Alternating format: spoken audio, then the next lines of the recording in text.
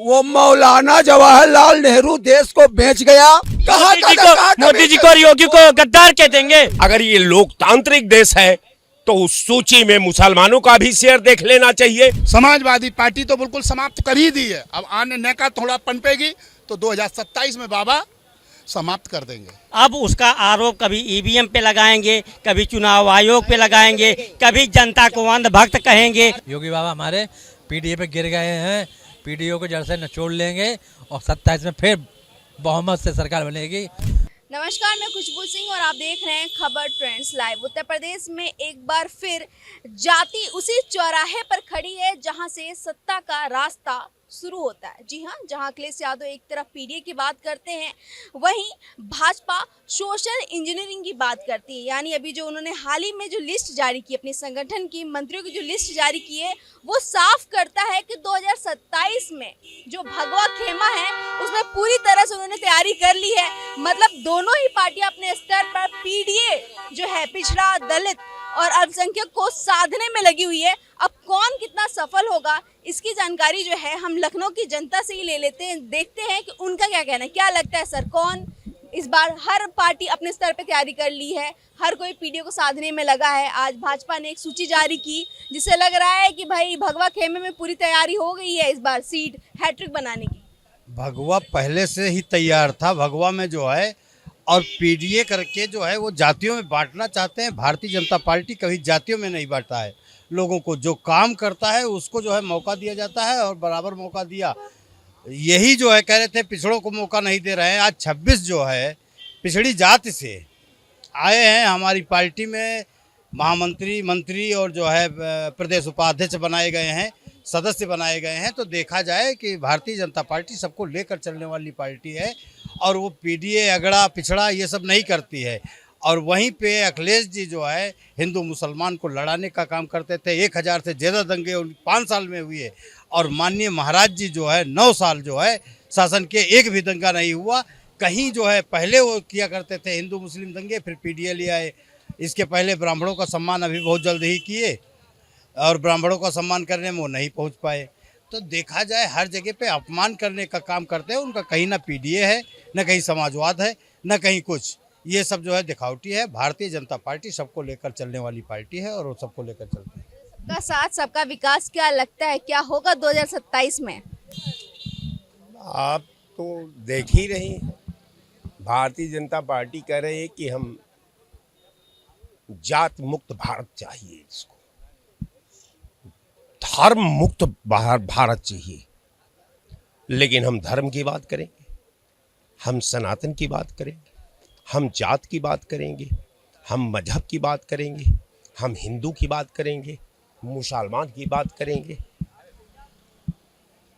सूची में बैकवर्ड और मोस्ट बैकवर्ड की बात है, उसमें अपर क्लास भी है। ब्राह्मणों का भी शेयर देख लेना चाहिए। उस सूची में भूमिहारों का भी शेयर देखना चाहिए। अगर ये लोकतांत्रिक देश है तो उस सूची में मुसलमानों का भी शेयर देख लेना चाहिए। इसलिए कि सबका साथ, सबका विकास, सबका विश्वास और सबका प्रयास। तो भाई मुसलमान भी प्रयास में है, तो मुसलमानों की कोई भागीदारी कहाँ है? ब्राह्मणों की आपके सूची में कहाँ भागीदारी है? भूमिहारों की आपकी सूची में कहाँ भागीदारी है? श्रीवास्तव की सूची में कहाँ भागीदारी है? अग्रवालों की सूची में कहाँ भागीदारी? का हिस्सा केवल राजनीति हम वो करेंगे। आपके हिसाब से भागीदारी नहीं है? बिल्कुल नहीं है। अगर क्या लगता है ये जो बोल रहे हैं कितना सही? देखिए इनके समझ के बाहर है। वो भारतीय जनता पार्टी ने जो सूची जारी किया है वो पूरी जो इनकी पीडीए थी वो उठा के पीडीए भारतीय जनता पार्टी ले करके और इनकी पीडीए ख़त्म कर दिया। ये पहले इनके पास समाजवादी पार्टी थी। माननीय मुलायम सिंह जी कहा करते थे कि कांग्रेस से कभी समझौता मत करना, मुलायम सिंह जी कहा करते थे। और जब माननीय मुलायम सिंह जी गए तो समाजवादी पार्टी चली गई। ये आनन फानन में इनका दिमाग काम नहीं किया, ये पीडीए बना डाले। और पीडीए बनाने के बाद आज भारतीय जनता पार्टी ने क्या किया, इनकी सारी पीडीए उठा के सब रख दिया भारतीय जनता पार्टी कार्यालय में। उसमें विश्वकर्मा भी हैं, राय भी हैं, ब्राह्मण भी हैं, ठाकुर भी हैं, प्रजापति हैं, पाल हैं, अनुसूचित जात, सारे लोग तो हैं। सूची है आपके पास कि नहीं? है तो सर, है तो। ये अभी गा रहे थे, अभी गा रहे थे, आपके डिबेट पर है। क्योंकि भारतीय जनता पार्टी वचनबद्धता नहीं समझती, वो अपने शब्दों पर यकीन नहीं करती, अपने जमीर पर फैसला नहीं करती। अगर जमीर पर फैसला करती तो अभी 10 मिनट पहले ये कह रहे थे कि विश्वकर्मा समाज का अपमान हुआ है। विश्वकर्मा समाज उसमें विश्वकर्मा है, ये सूची दिखाइए। बताइए एक दे दिया विश्वकर्मा। अभी तो हमारी सूची नहीं आई ना, अभी हमारी सूची नहीं आई। जब हमारी सूची आएगी तो आप सवाल करिएगा, मैं आपको जवाब दूंगा। लेकिन अभी आप कह रहे थे 10 मिनट पहले कि राज साहब ये तो सूची में हमारी हिस्सेदारी नहीं मिली। अब पास नहीं थी उस समय, अब तो मेरे पास सूची आ गई ना। उसमें है उनकी जगह। विश्वकर्मा है, विश्वकर्मा है, प्रदेश मंत्री बनाए गए हैं, पाल बनाए गए हैं, और ये जिस बिरादरी से आते हैं राय साहब भी बनाए गए हैं।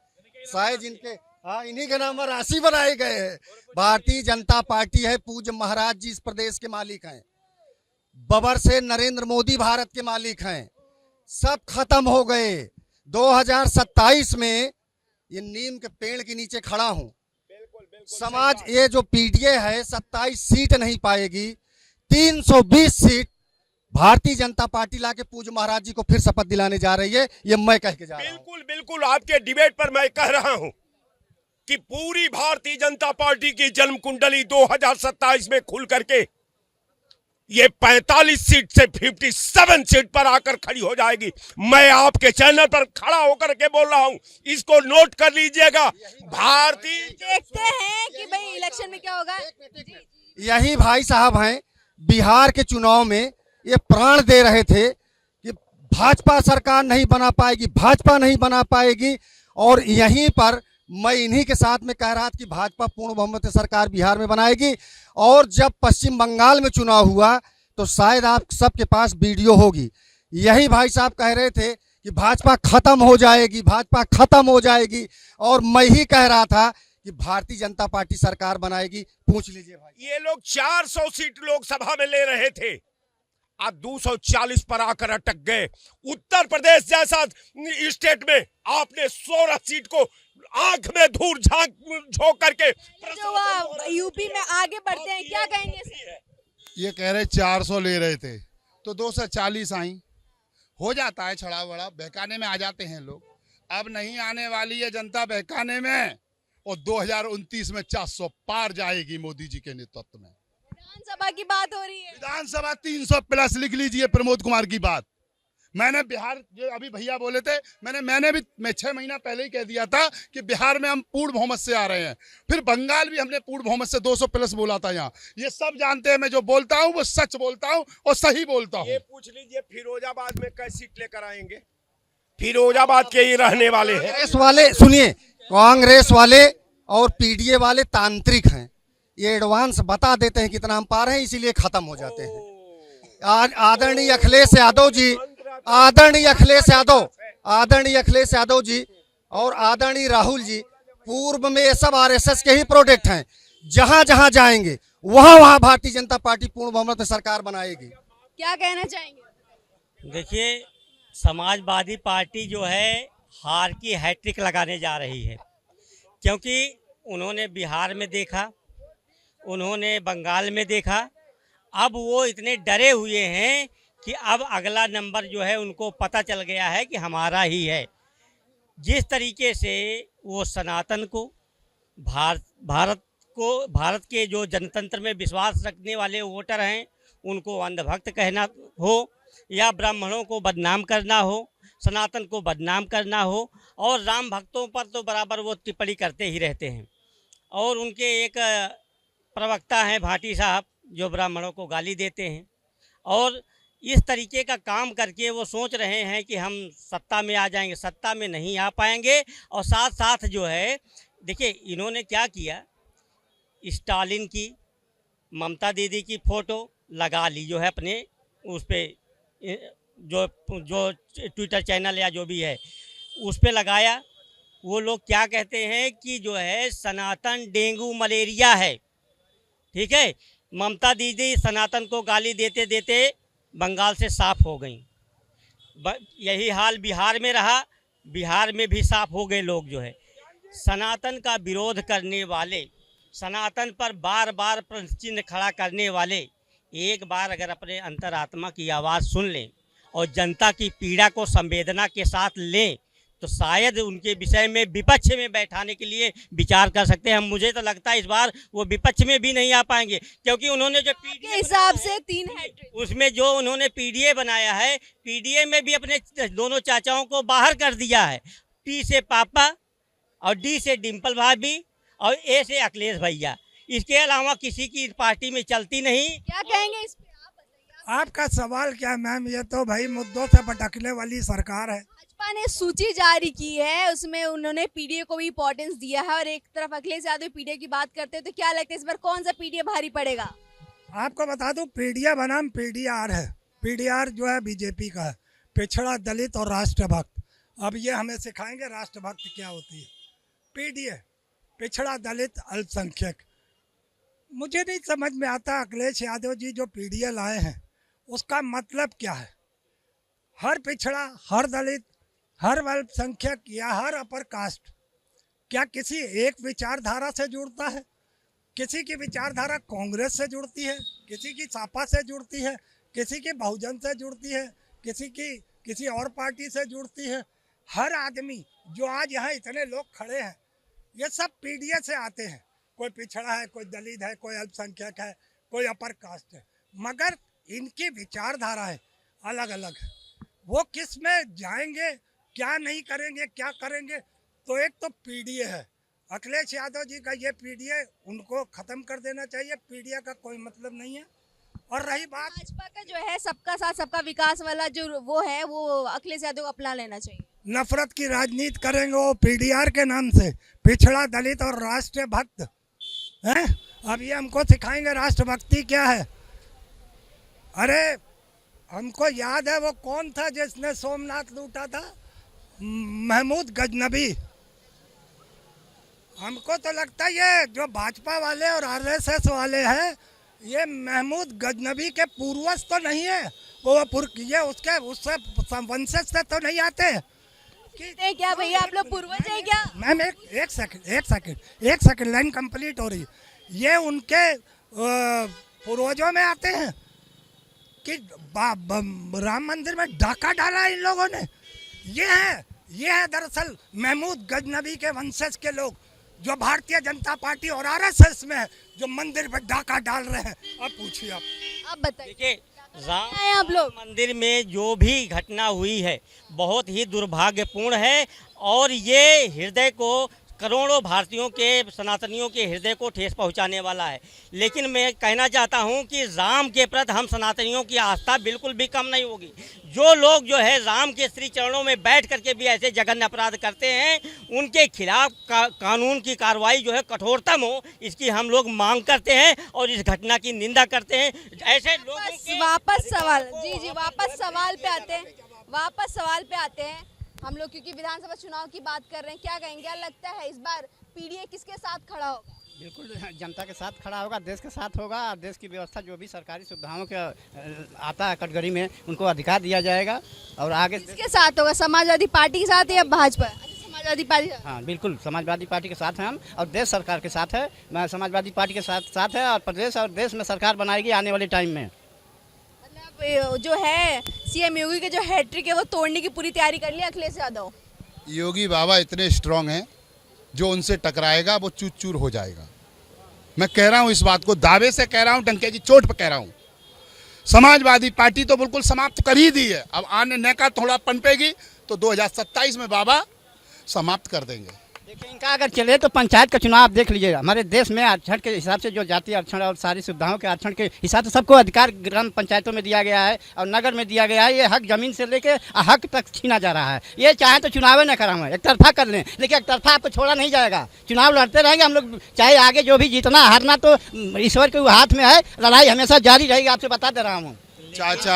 चाचा ये जनता जो है पूरे उत्तर प्रदेश से लेकर पूरे देश की जनता एक हो गई है जो मोदी जी के साथ है, क्योंकि मोदी जी और योगी जी उनका कोई स्वार्थ नहीं है।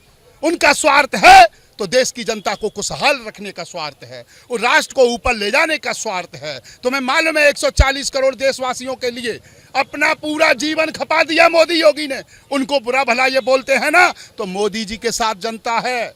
और मैं कह रहा हूं, अब लिख लो और नोट कर लो, योगी बाबा, स्ट्रांग बाबा सब समाप्त हो जाएंगे। जो बाबा से टकराएगा वो चूर चूर हो जाएगा। योगी जी बाबा के चक्कर में क्या करेंगे? किसी का अधिकार पंचायत आप छीनेंगे?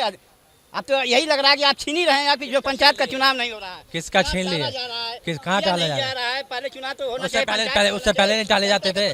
उससे पहले नहीं टाले जाते। उससे पहले नहीं टाले जाते थे। में सबको जागरूकता फैलती है क्या? उससे छीना जा रहा है।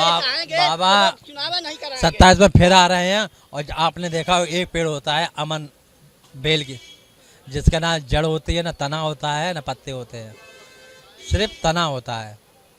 योगी बाबा वो ही हैं। ये पीडीए पे गिर चुके हैं बाबा, और जड़ से इनको निचोड़ लेंगे।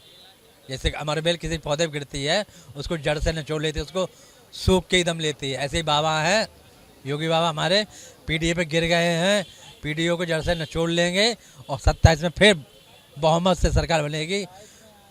योगी जी आएंगे, 29 में प्रधानमंत्री के दावेदार भी बनेंगे। चलिए और भी लोगों से बात कर लेते हैं। आप क्या कहना चाहेंगे? क्या लगता है पीडीए किसके साथ खड़ी होगी 2027 विधानसभा चुनाव में? कोई किसी के साथ नहीं है, केवल योगी बाबा हैं। और योगी बाबा का मेन उद्देश्य, सरकार इसलिए आती है महिलाओं की सबसे ज़्यादा सुरक्षा। हम भी किसान हैं, व्यापार भी करते हैं, आधी रात में 12 बजे 1 बजे कितना भी पैसा लेके जाए, बिल्कुल सुरक्षित हैं। और योगी बाबा की सरकार यूपी में बनना केवल सुरक्षा की गारंटी है। सुरक्षा ही मेन मुद्दा है। आप क्या कहना चाहेंगे? क्या लगता है? देखिए, हम जितने भी नौजवान साथी हैं, हमारे भाई बंधु, सबसे रिक्वेस्ट करेंगे, अगर देश बचाना है, अगर उत्तर प्रदेश बचाना है, तो आपको सबसे पहला काम क्या करना पड़ेगा? कमल के बटन को दबाना पड़ेगा, बाबा को जिताना पड़ेगा, ताकि 10-11 साल से जो कार्यकाल में हम लोगों को बोलने की आज आज़ादी मिल रही, सब कुछ आज़ादी मिल रही, तो उसके प्रतीक लोगों को जागरूक होना पड़ेगा, ना कि पीडीए की तरफ जाना पड़ेगा। पिछले जन्म का पाश्चाताप, उनकी तरफ नहीं जाना, ना सपा की तरफ जाना, ना कांग्रेस की तरफ, ना आम आदमी की तरफ, ना कॉकरोचों की तरह बनना है। हमें बनना है एक अच्छा और सच्चा युवा, जिससे हम लोगों को एक नई क्रांति मिले। आने वाले समय में बाबा सबका ख्याल रखे, पीएम बनते हमें देखना है अपनी आंखों से बाबा को। अच्छा, पीएम भी बनाना है योगी? बनाना है, क्योंकि एक योगी महाराज जैसे सच्चे जो चाणक्य की नीति से चल रहे हैं, ये सब समझ नहीं पा रहे हैं बाबा कर क्या जा रहे हैं। इनके साथ देखो, बंगाल में खेला हो गया, दिल्ली में झाड़ू, यूपी में खेला होगा। अब यूपी में खेला नहीं होगा, यूपी में होगा कमाल धमाल एक्शन। तो भैया यहाँ पे 2027 से 2029 की भी तैयारी शुरू हो गई है। अब सीएम जी को, मुख्यमंत्री योगी आदित्यनाथ को अब प्रधानमंत्री बनाने की तैयारी हो रही है। आप क्या कहना चाहेंगे? क्या लगता है पीडीए किसके साथ खड़ी होगी 2027 विधानसभा चुनाव में? जो गठबंधन है, इंडिया गठबंधन, उसी के साथ खड़ी होगी, और कांग्रेस के साथ यूपी में अलायंस होगा। और तीसरी बार, क्योंकि 2 बार इनका टर्म हो चुका है, तीसरी बार अब सवाल ही नहीं उठता, क्योंकि हर आदमी को चेंज चाहिए, हर आदमी को बदलाव चाहिए। डेमोक्रेसी का क्या मतलब है? ये राष्ट्र, जैसे ये बोल रहे थे अभी पूर्व वक्ता, हम उनकी कोई क्रिटिक्स नहीं कर रहे हैं। लोकतंत्र का मतलब यही बदलाव, क्योंकि जब आदमी बदलाव की दूसरी पार्टी का सरकार आता है, तो निश्चित तौर पर वो यूपी की जनता बदलाव चाहती है। वो नहीं चाहेगी? क्या ऐसी अच्छाइयाँ इधर 2 साल में बीती हैं जो लोगों को तीसरी बार रिपीट करने, हैट्रिक बनाने का चांस दे? आप बताइए। हम तो आपसे पूछ रहे हैं कि ऐसा क्या है? अभी कोई आप घटना जैसे ले लीजिए, कहीं बुलडोजर नहीं चलता है, केवल एक वर्ग की बात होती है तो वही होता है। दूसरे वर्ग की बात में अगर कहीं एक बार हिंसा हो रही है, ये तो कह रहे हैं कुछ किए ही नहीं है। देखिए क्या है कि जिनको जो आत्ममुग्ध हो गए हैं, जो केवल उन्हीं को देखना चाहते हैं, चाहे वो अंधेरा दें, चाहे वो अपराध दें, चाहे वो भ्रष्टाचार दें, लेकिन हम आत्ममुग्ध हैं तो हम उन्हीं को देखेंगे। इनकी बात सुन लेते हैं। क्या कह रहे थे बताइए? आप इनका पहले सुन लीजिए। सुन चुके हैं, हम समझ गए। आपने हमारे बीच में देखिए, ऐसा है कि ये जो कह रहे हैं, ये अपने विचार हैं इनके। डेमोक्रेसी में हर आदमी को अपने विचार रखने का हक है। मेरा ये उद्देश्य है कि लोकतंत्र में बदलाव, 5-5 साल के ये टेन्योर क्यों बनाया गया शेड्यूल कॉन्स्टिट्यूशन द्वारा, कि कहीं अगर कोई कमी है तो बदलाव है। अब ये आप जैसे ये लड़का भी कह रहा था, ये जो भी कह रहे हैं, हमें इनकी भावनाओं का कोई वो नहीं करना है, डिसओबे, बट बदलाव जरूरी है। बदलाव नहीं आता है तो व्यक्ति में तानाशाही प्रवृत्तियां आ जाती हैं, और जब आती हैं तो व्यक्ति मदांध हो जाता है। सत्ता के मद में ऐसे मदांध हैं थर्ड टर्म जैसे वहाँ हो रहा है, तो देखिए अब क्या क्या हो रहा है ना। हर आदमी जानता है, मीडिया जो सोशल मीडिया का युग है, कोई ऐसी खबर नहीं जिसमें आती ना हो, और बाकी मीडिया में नहीं आता है।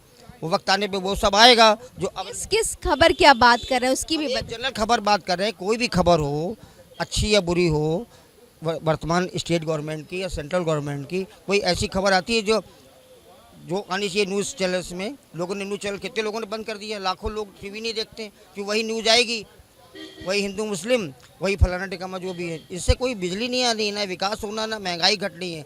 जो तरक्की की बातें हैं, विकास की बातें हैं, वो कोई करते ही नहीं है, केवल वही हिंदू मुस्लिम या और मतलब भाई जो भाजपा पे गंभीर आरोप जो ज्यादातर लोग लगा रहे हैं कि हिंदू मुस्लिम कर रहे हैं, आपकी मुस्लिम नहीं, जो केवल सत्ता की लड़ाई लड़ रहे हैं केवल जाति और धर्म के नाम पे, वो सारी पार्टियां धीरे धीरे अपने ही कारणों से वो समाप्त हो रही हैं।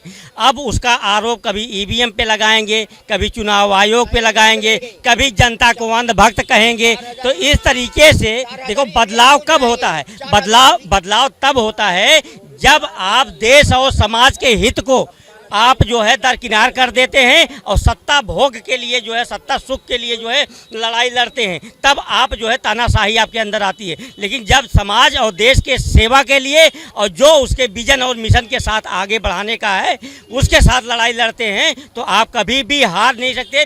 ठीक है। पश्चिम बंगाल में अभी नई सरकार आई है, क्यों इतनी ईवीएम जलाई गई? क्या कोई आपने देखा चुनाव आयोग ने या स्टेट गवर्नमेंट ने या वहाँ के जिलाधिकारी ने, जो कि चुनाव का ऑब्जर्वर होता, कोई एक्शन लिया? ये ईवीएम क्यों जलाई गई? अभी जो पश्चिम बंगाल में चुनाव हुआ है, इतनी ईवीएम जली है, हर आदमी को सोशल मीडिया के थ्रू मालूम हुआ है, छोटे मोटे अखबारों में भी ईवीएम हैक हो गया था। ईवीएम क्यों जलाई गई थी बंगाल में? क्या हो गया? बोल रहे थे ना भाजपा आ रही है, ईवीएम क्यों जलाया गया था बंगाल में? हाँ, ईवीएम देख रहे हैं, वहाँ की जनता भगवा मैं कर दिया जनता ने। पूछ रहे, सवाल का जवाब दीजिए। कैसे तो लाई रहा है समाजवादी लालू बंगाल में 2009 में विरोध क्यों किया था अडवाणी जी ने? जब यूपी की दोबारा गवर्नमेंट आई है, उन्हीं ने विरोध किया था कि इसमें ऐसी संभावनाएं हैं, तभी 2009 में उन्होंने उसको कहा था, उसको प्रतिबंधित कीजिए। जब 2009 में जो है यूपी की दोबारा गवर्नमेंट आई है, अडवाणी जी ने और कई प्रवक्ताओं ने इस पर विरोध जताया था, काफी वो किया था कि इसमें बैन होना चाहिए, इसमें ये हो सकता है। तो आप लोग क्यों दोष दे रहे हो? क्या ईवीएम का 37 सीटें, 5 सीटों से 37 सीटें कांग्रेस पाई, समाजवादी पाई, और 1 सीट की 6 सीटें समाजवादी ने पाई। ये इन लोगों का चरित्र चेहरा है। और ये जो है समाजवादी और कांग्रेस, ये अपने कर्मों से नहीं कुकुर्मों से जा रही। और ये लोग जितने गाली देंगे उतने मोदी जी जो है और लंबे समय तक राज करेंगे। रहा सवाल, शब्दों का इस्तेमाल तो कोई नहीं कर रहा। बदलाव का मतलब है, बदलाव लोकतंत्र का मतलब है 5 साल में चुनाव होने का मतलब बदलाव। क्यों हुआ बंगाल पश्चिम में? कांग्रेस ने क्यों 60 साल राज किया था? कांग्रेस के बनाए स्कूल में तोरेपुर के बदलाव नहीं दिखाई पड़ता था, तब कांग्रेस का बदलाव नहीं दिखाना पड़ता था। अब इनको बदलाव इनको सुन लीजिए, इनको जितना आराम से बोलिए, वो सुन। बलीराम हेडगेवार जिला कांग्रेस कमेटी विदर्भ के महामंत्री थे। हर आदमी कांग्रेस का पुराना जितना भी है वो था। इतनी ऐसे आलोचक रहे सांस ले रहे हुए संघ के स्कूल में या किसी और स्कूल में। इनका उद्देश्य, हमारा मतलब कि हर आदमी पूर्व में माता पिता बाबा दादी सब कांग्रेस में थे, और आज ऐसी आलोचना करें जैसे कोई दीमक की तरह खा रहे हो। हर एसेट बनाया, भाभा बनवाया, भाखड़ा नांगल बनवाया, IIT बनवाई, क्या क्या नहीं बनवाया। आज उसी का समझ भोग रहे हैं नई पीढ़ी के लोग। एक मिनट, जब पूरा देश फांसी पर लटका रहा था, नेहरू जी के और गांधी जी के एक थप्पड़ नहीं लगा था। और ये कांग्रेस अंग्रेजों की बनाई हुई थी। पाकिस्तान को नेहरू जी ने, गांधी जी ने अलग किया, और बांग्लादेश को इंदिरा गांधी ने अलग किया। ये वो कांग्रेस है। आज जो बुराचार और नफरत की दीवार खड़ी है, इसकी जिम्मेदार कांग्रेस पार्टी है। बंटवारा की कौन? नेहरू जी 9 साल जेल में रहे, डिस्कवरी ऑफ इंडिया लिखा है। 1 लाख आपसे नहीं बोल रहे, 1,92,000 करोड़ रुपए भी अपने पिता की कमाई हुई देश के लिए दान की। देश की क्या हालत थी उसमें, ये नहीं बताएंगे। वहाँ पे रह के जेल में काफी पीते रहे और अखबार पढ़ते रहे, बाकी लोग बाहर डंडा खाते रहे। ऐसे जेल लोग जाते हैं क्या झूठ फैला रहे हो यार? वो मौलाना जवाहरलाल नेहरू देश को बेच गया, और उसने 81 में पूरे देश को बर्बाद करके रख दिया और उसने अंग्रेजों के शासन में जाकर के अय्याशी करता रहा और हजारों रुपया की तनख्वाह लेता रहा वो समझ गो। और वो देश को खाने को सनातन को खत्म करने का उस मौलाना जवाहरलाल नेहरू और वो महात्मा गांधी टकले ने किया और शायद उसको 1942 में मार दिया गया होता अगर सुभाष चंद्र बोस, सुनिए सुभाष दो गोला, सुभाष चंद्र तुम गांधी ऐसे भाषा का इस्तेमाल को कह दोगे तुम नाथूराम को टकला दोगला था। एक मिनट टकला सुनना नहीं जाएगा। महात्मा गांधी मैं कह रहा हूँ का नेता यार तभी से बात करो, उसके लिए एलओपी है, लीडर अपोजिशन है। अब तक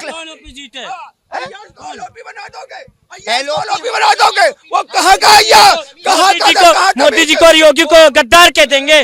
देश के प्रधानमंत्री को राहुल गांधी जी ने बोला है। टकला किसको बोला?